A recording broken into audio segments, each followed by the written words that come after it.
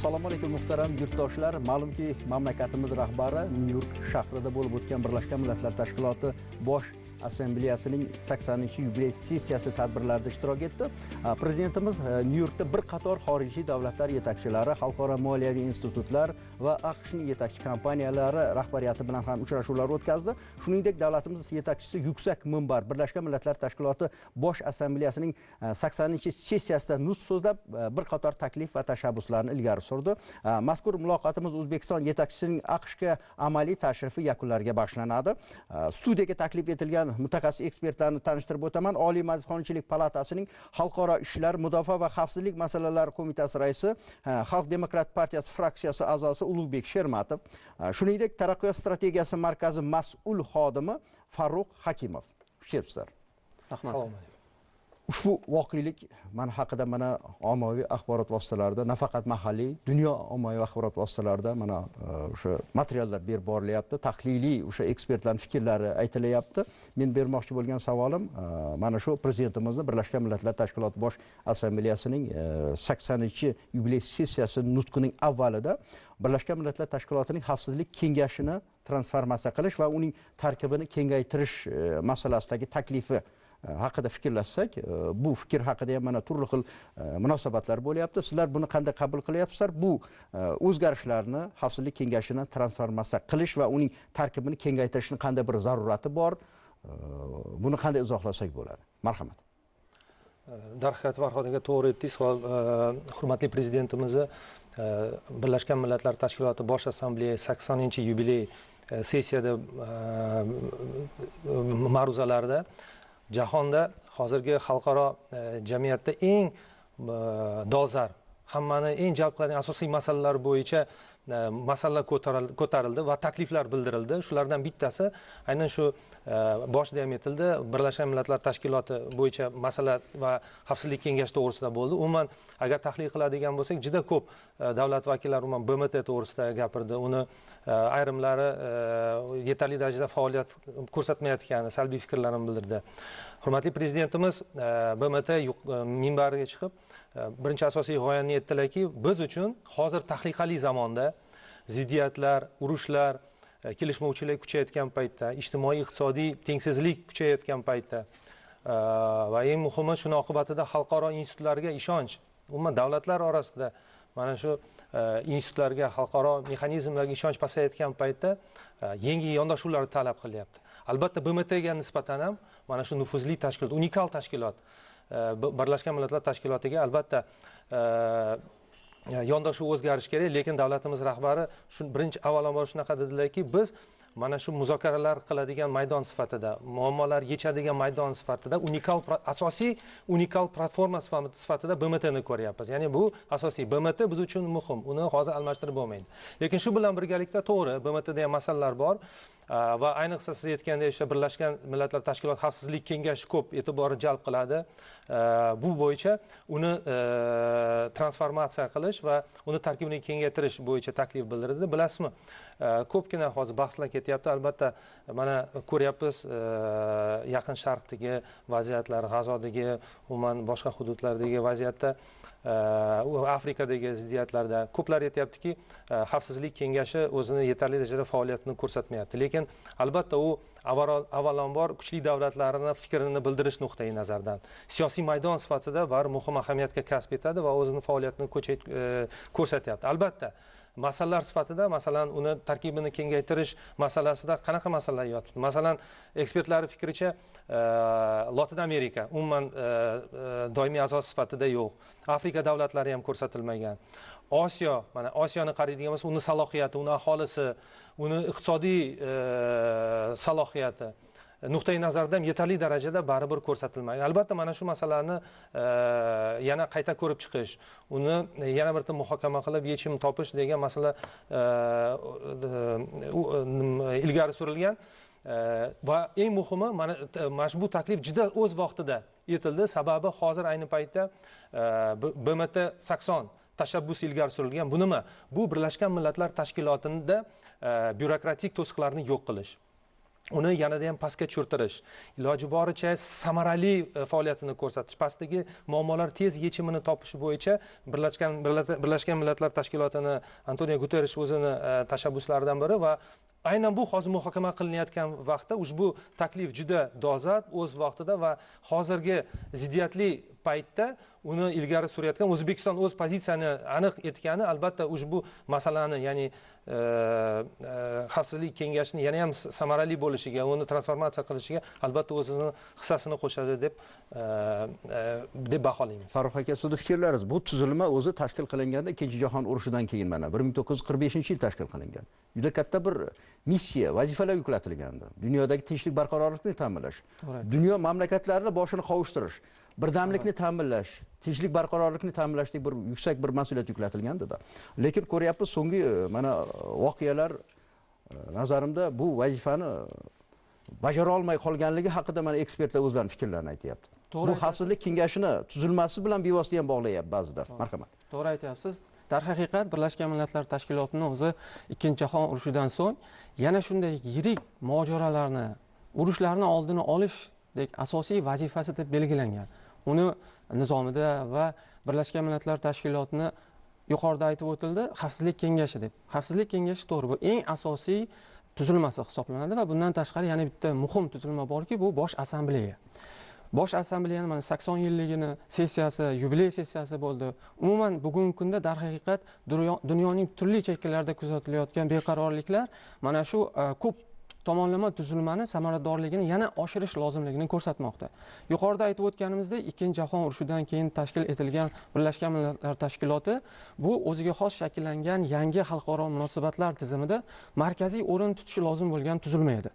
Albatta bugungi kunda hali ham shu nufuzga, hali ham shu salohiyatga ega. Lekin ikkinchi tomondan oladigan bo'lsak, mana bugun nafaqat 5 ta davlat Xavfsizlik kengashining doimiy a'zolari, balki bugun dunyoning turli chekkalari, turli mintaqalarida ham yangi rivojlanayotgan, o'ziga yarasha salohiyatga va imkoniyatga ega bo'lgan davlatlar shakllanmoqda va ular o'zini ovozini turli minbarlardan ishonch bilan yangramoqda ularning ovozi va takliflar berilmoqda. Shundan kelib chiqib, mana shu mazmun mohiyati ham shundan iboratki, Xavfsizlik kengashini doimiy a'zolarining sonini kengaytirish va uni samaradorligini oshirish ma'nosi ham shundan iboratki, mana shu dunyoning turli qit'alaridan, turli mintaqalardan o'ziga xos vakil davlatlarni bo'lishligi. Shu nuqtai nazardan yuqorida to'g'ri ta'kidlandi, Osiyo davlatlarida ham bugun ham aholi jihatdan, ham davlatlarning soni jihatdan, ham bugun jahon miqyosida iqtisodiy yalpi ichki mahsulot, dunyoni yalpi ichki mahsulotiga qo'shayotgan hissasi nuqtai nazaridan ham salmoqli nufuzga ega. Bu Afrika davlatlarida ham, Lotin Amerika davlatlarida ham mana shunday yirik davlatlarni yetishib chiqayotganini ko'rsatadi. Shundan kelib chiqib, bugungi kunda xalqaro xavfsizlik va barqarorlikni ta'minlashga, davlatlar o'rtasida o'zaro ishonchni mustahkamlashga mana shu BMT tuzilmalarini samaradorligini oshirish asosiy urg'u berildi. Shundan kelib chiqib aytishimiz mumkinki, bugungi kunda Birlashgan Millatlar Tashkilotini ikkinchi nufuzli tuzilmasi dedik, ya'ni Bosh assambleya. Bosh assambleya nafaqat 5 ta yoki 15 ta davlatni, balki unga a'zo bo'lgan 193 ta davlatni jamlaydi va unda har bitta davlat o'zini milliy manfaatlaridan kelib chiqqan holda o'zini xalqaro yoki mintaqaviy masalalar bo'yicha pozitsiyasini e'lon qiladi. Shu nuqtai nazardan davlatimiz rahbarini mana shu BMT Bosh assambleya sessiyalarida muntazam ishtiroki O'zbekistonning o'ziga xos ovozi mavjudligini va mintaqaviy va global masalalarga befarq bo'lmayotganini ko'rsatadi. Prezidentimizni nutqida yana bir muhim bir masala bu Afg'oniston bilan bog'liq edi. Bu haqda ham mana ekspertlar o'zlarining fikrlarini berib boryapti. Afg'oniston masalasi bo'yicha mana shu xalqaro transport va energetika koridorlarini rivojlantirish bo'yicha Birlashgan Millatlar Tashkilotining alohida rezolyutsiyasini qabul qilish taklif qilindi prezidentimiz tomonidan. Keling, mana shuni bir mohiyatini ochib bersak, bu taklifning zarurati, ahamiyati nimada? Mana xavfsizlik masalasini juda to'g'ri biz Xavfsizlik kengashi to'g'risida gapirdik. Umuman davlatimiz rahbari ma'ruzalarida xavfsizlik masalasi juda bir tizimli yondashilgan bo'lib, shundan eng muhim har doim O'zbekiston uchun dolzarb bo'lgan Afg'oniston masalasi ko'tarildi.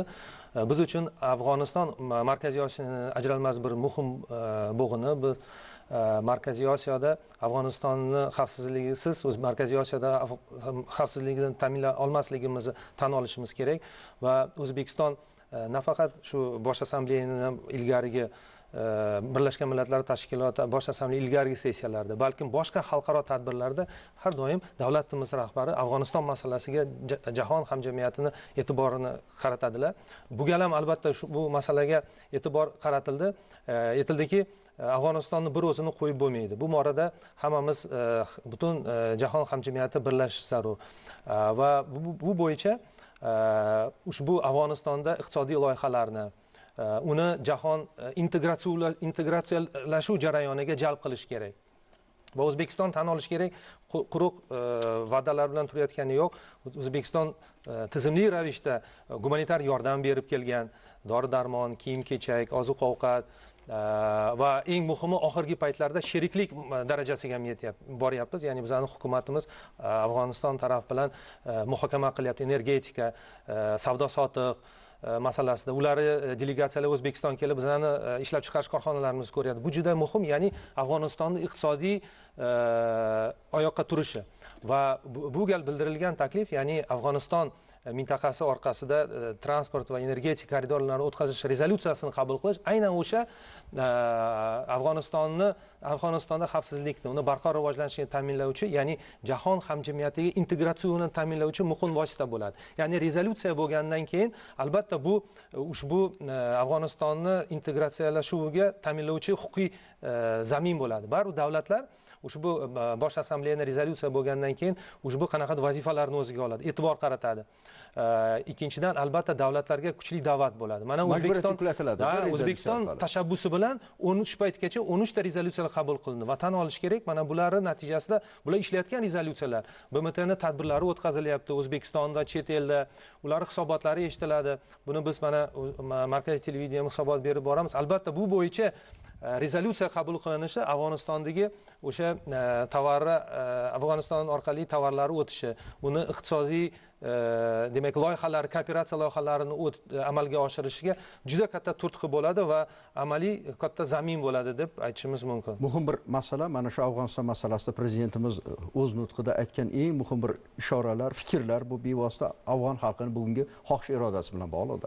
Afg'on xalqi ham tinch, osuda hayotga bo'lgan intilishini ko'ryapmiz hozir. Ularni qo'llab-quvvatlash kerak. Qo'llab-quvvatlashni eng muhimi xalqaro hamjamiyatning bu boradagi sa'y-harakatlarini birlashtirish asosiy masala sifatida kun tartibida turadi. Shunday emasmi?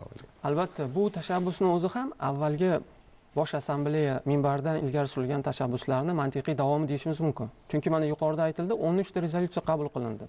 Ularning asosiylari Markaziy Osiyoning barqaror rivojlanishi, atrof muhitni ta'minlash va yana bir muhim rezolyutsiya Markaziy Osiyo va Janubiy Osiyoning o'zaro bog'liqligini ta'minlashga qaratilgan. Shu nuqtai nazardan bugun O'zbekistonning Afg'onistonga bo'lgan munosabati ham 2017-yildan buyon o'zgardi deyishimiz mumkin. Birinchidan, mazkur mamlakatning tahdid manbai emas, balki imkoniyat manbai. Bu nimadan namoyon bo'lmoqda? Birinchidan, mana shu transport tranzit imkoniyatdan foydalanish. Chunki mintaqamizni, Markaziy Osiyoni, shu jumladan mamlakatimizni ham tinch Hind okeaniga olib chiquvchi eng yaqin mana shu yo'lak ham Afg'oniston hududidan o'tgan. Shuning uchun ham O'zbekiston ilgari surilayotgan Trans-Afg'on koridori bu nafaqat O'zbekiston yoki Markaziy Osiyo uchun, balki butun yirik Yevrosiyo mintaqasi va Yevropa uchun ham manfaatlidir. Shu nuqtai nazardan mana shu rezolyutsiyani juda o'rinli deyishimiz mumkin. Bundan tashqari bugungi kunda Afg'onistonni yakkalab qo'yish emas, balki unga butun jahon hamjamiyati e'tiborini qaratib, uni salohiyatidan foydalanish. U yerda demak savdo-iqtisodiy munosabatlarni rivojlantirish va pirovardida aholini turmush sharoitini yaxshilash. Chunki ko'ryapmiz, gumanitar inqirozga yuz tutmoqda. Yakkalangan sari mazkur mamlakatda aholini demak yashash, turmush sharoiti murakkablashib bormoqda. Ammo Afg'onistonda demak tinchlik va barqarorlikni davomiy bo'lishi bu bevosita O'zbekiston va qo'shni davlatlarning ham barqarorligiga va rivojlanishiga hissa qo'shadi. Davlatimiz rahbarini nutqidagi yana bir muhim bir masala bevosita mana shu Markaziy Osiyoda global aksiyterror strategiyani bajarish bilan bog'liq ishlarga daxldor o'sha Birlashgan Millatlar Tashkilotining terrorizmga qarshi kurash boshqarmasi bilan hamkorlikda reabilitatsiya va qayta integratsiya masalalari bo'yicha mintaqaviy kengash tuzilgan. Mana shu biz uni xalqaro kompetensiyalar markaziga aylantirishni taklif etamiz degan fikrni ilgari surdi davlatimiz rahbari. Bu tuzilmani qanday bir ahamiyati bor? Nega davlatimiz rahbari bu haqda fikrlar berdi, taklif berdi? Marhamat. Darhaqiqat ta'kidlash kerakki, umuman BMT minbaridan ham va boshqa xalqaro katta tadbirlarda davlatimiz rahbari terrorizm, ekstremizm, radikalizmga qarshi kurashish, bu bo'yicha xalqaro hamjamiyatni harakatlarni birlashtirish, samarali mexanizmni topish masalasi davlatimiz rahbari alohida e'tiborda va o'z ma'ruzalarida albatta bunga alohida e'tibor qaratadilar va bu gal ham siz aytgandek mana shu terrorizm masalasiga BMT doirasida ham yangi yondashuvni taklif etilyapti, yangi taklif bo'lyapti. Ya'ni 2022-yil davlatimiz rahbari aynan tashabbusi bilan Birlashgan Millatlar Tashkiloti terrorizmga qarshi kurashish boshqarmasi shafiyligida mana shu uzoq hududlarda terrorizm balosiga qolgan fuqarolarni reabilitatsiya va reintegratsiya qilish masalasi bo'yicha mintaqaviy Markaziy Osiyo demak kengashi tuzilgan edi va bu kengash o'z samarasini ko'rsatdi. Umuman ko'pgina xorijiy ekspertlar ham mana shu Markaziy Osiyodagi ushbu tuzilmani samarasini boshqa mintaqada ham joriy qilsa bo'lgan takliflar bildirgan. Ushbu tuzilmani, ya'ni kengashning vazifasi avvalambor integratsiya, reabilitatsiya qilish barobarida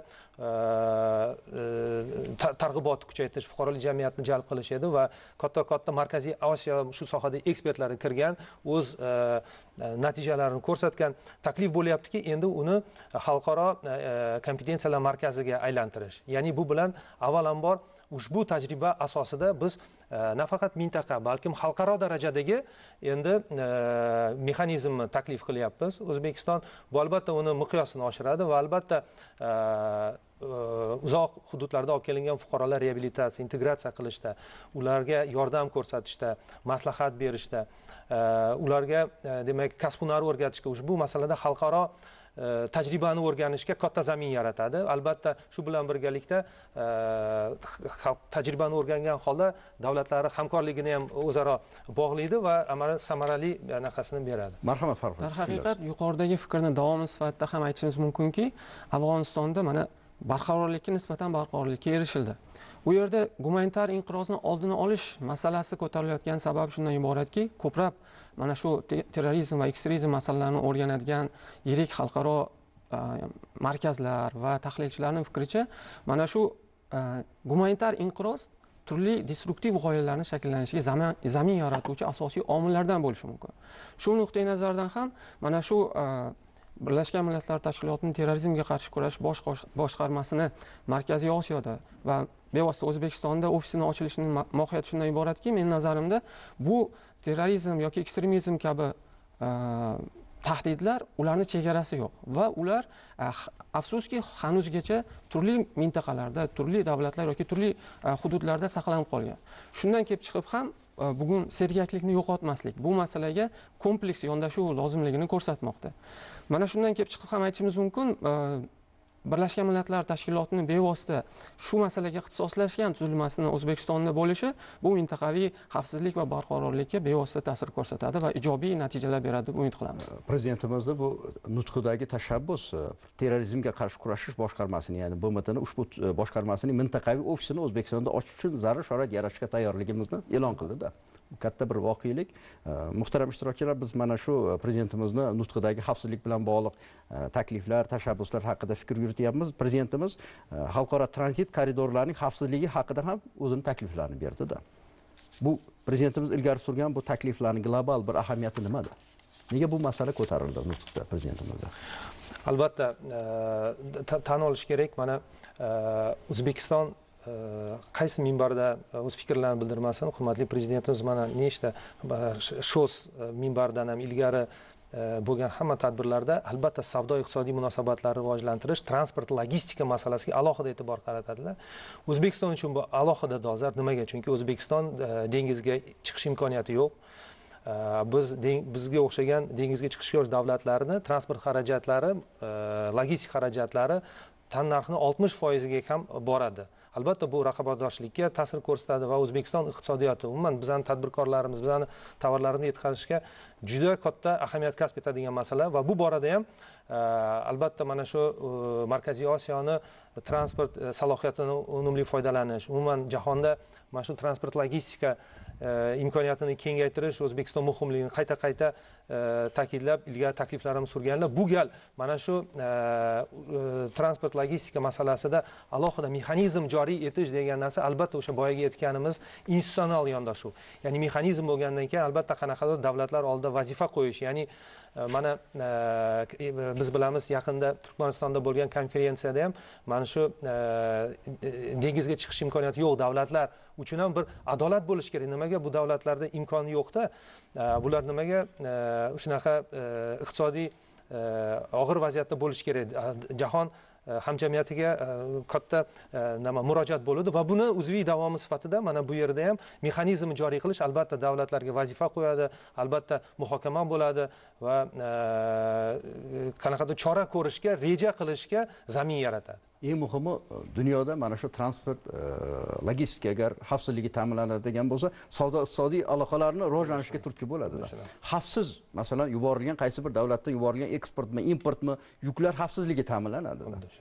Albatta. Bu eng muhim bir masala. Bu o'rtadagi ishonchni, tenglikni, eng muhimi bu yerdagi yaxlit bir mexanizm ishlaydigan bo'lsa, bu jarayonda menimcha juda katta bir samaradorlikka erishish mumkin. To'g'ri ta'kidladingiz. So'nggi yillarda ayniqsa mana dunyoning turli chekkalarida, ayniqsa savdo markazlarida beqarorlik yoki urush xavflarining yuzaga kelishi natijasida yirik markazlar, ya'ni iqtisodiy ishlab chiqarish markazlari endilikda siz aytgandek tovarlarni, savdo-iqtisodiy munosabatlarni uzviyligini ta'minlash uchun muqobil yo'llarni qidira boshlashdi. Bu birinchi navbatda yangi yo'llarni ochish bilan birga mavjud davlatlarning salohiyatidan foydalanish. Xususan mana O'zbekiston qadimdan butun Markaziy Osiyo ham Sharq va G'arbni bog'lovchi muhim ko'prik vazifasini o'tagan. Bugungi kunda ham mana shu salohiyatni samarali foydalanish uchun prezidentimiz tomonidan ko'plab tashabbuslar ilgari surildi. Yuqorida aytdik, Trans-Afg'on koridori dedik yoki mana bu koridor ham qurilishi ishga tushgan bo'lsa, ikkinchi yana eng muhimi Xitoy, Qirg'iziston, O'zbekiston temir yo'lini ham qurilishi mana hozir yo'lga qo'yildi. Uni kelgusi 2030-yilga qadar mana shu ikkita yirik loyihani amalga oshirilishi kutilmoqda. Albatta bu yuklarni ham O'zbekistonga yetkazish, ham O'zbekistonning tranzit imkoniyatidan foydalanib, sharqda ishlab chiqarilgan mahsulotlarni endi g'arbga, Yevropa davlatlariga yoki boshqa jahon bozorlariga yetkazish imkonini beradi. Shuning uchun ham ularni xavfsiz faoliyat yuritishi alohida ahamiyatga ega va mana shu tashabbusning asosiy mohiyati ham shunda deb o'ylayman.